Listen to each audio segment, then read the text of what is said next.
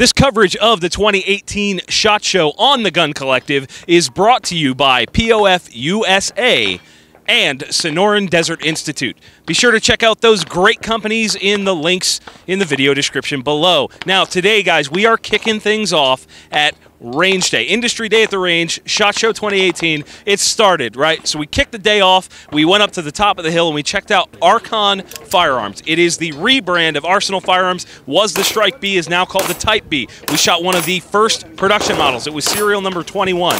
Surprisingly good gun. I know a lot of you guys have already seen the Strike B, but it is a very cool gun, a very interesting operating system, very low bore axis. So next up, after we shot the Archon, was the Fight Light booth. That was pretty interesting because obviously they've got that belt fed upper that everybody's familiar with, but they also have the Raider pistol, one of the weirdest AR combinations out there. It's kind of a modification of their SCR lower, which is a blend of a traditional hunting rifle as well as a standard AR-15. And I think that's a really cool thing for people where compliance issues come up. And the Raider itself was pretty cool because it's just shenanigans.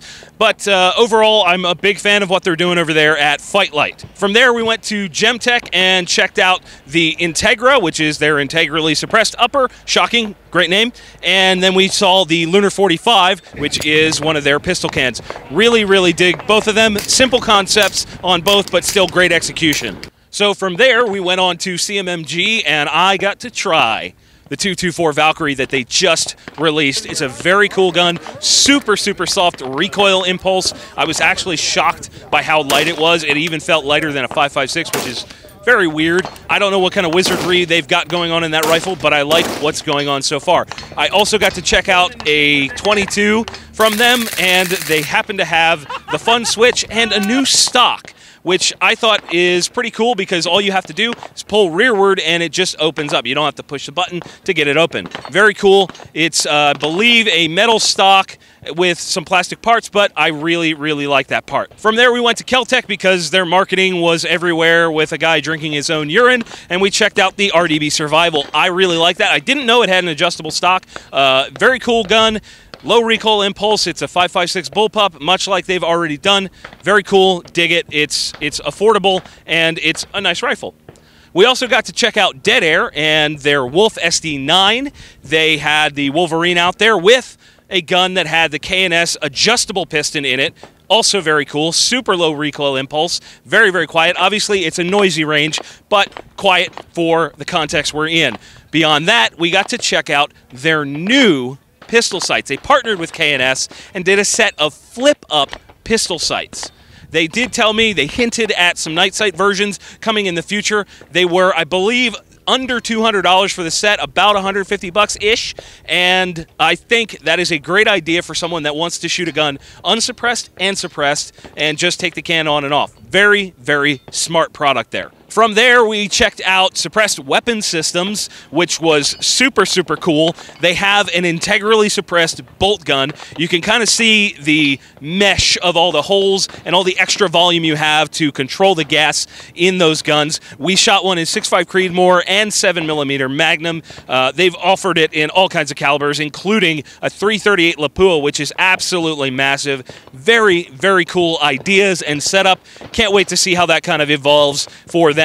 After that, we got to check out the impressive Desert Tech MDR. Now, I ping them, I bug them about that gun for a long time. I harassed them about it through our shows, and it's here, and it's good. The MDR in 5.56 was probably my favorite. The 308 kind of knocked my face around a little bit more than I would like, but I think with a little more time with both of those rifles, we could definitely find out what they're really made of. But our very basic, very quick look at them was impressive, and I genuinely like that. So after that, we of course kept moving because there's tons to see here. We checked out the new Hudson H9A. It's a half a pound lighter than the standard H9. They did say that they're also trying to drop the price down. Now, they did this through an aluminum frame, and it still maintains that super, super flat shooting. Really impressed with that. They also hinted at a suppressed version or a threaded barrel version that will be coming later. I love what they're doing. I love where their heads are at, and I hope that we are able to get one in our hands to play with. But again, Hudson doing what they do best, making cool guns. So from there, we moved on to the UTOS booth. You guys may know their double magazine tube shotgun pump action. They're actually now doing a semi-automatic based on an AR-10 platform, and the recoil impulse was better than I expected. I expected it to kick my butt. I personally am not a huge fan of that kind of 12 gauge. It's more of a competition thing. I like traditional, but for what it was, 18.5-inch barrel, low recoil impulse. We were shooting 7-shot, I believe it was, AA from Winchester. It ran everything well. The magazines were easy to load. 5 and 10 round mags. Cool gun. Definitely want to check that one out from UTOS. So getting close to the end of our day here, we stopped at Geisley. They have a new Remington 700 trigger, which is configurable from a single stage to a double stage. I personally prefer the 2-stage. Adam liked the single stage. Both, of course, very crisp, very clean. It's Geisley. You expect that. Good stuff there. Last but not least, Franklin Armory. You guys wanted to see the Reformation. We checked it out. The Reformation appears to be an SBR on the surface. It is non-NFA, which is super, super cool. 11.5-inch barrel. Looks like an SBR on the surface.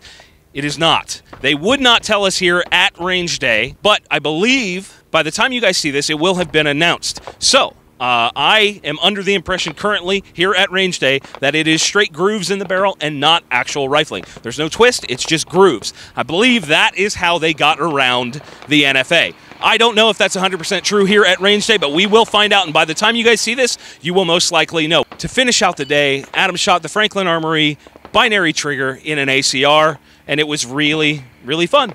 You know, that's what range day is here, guys. We have a great time. We see some amazing products, even better people, and we enjoy ourselves and bring you guys as much as we possibly can here, Industry Day at the Range, SHOT Show 2018. The coverage on the Gun Collective is brought to you by POF USA and, of course, Sonoran Desert Institute. Hit the links down in the description. Go check out those great companies. They were great enough to support us, so we want to support them as well. And as always, thank you all for watching. We'll see you soon.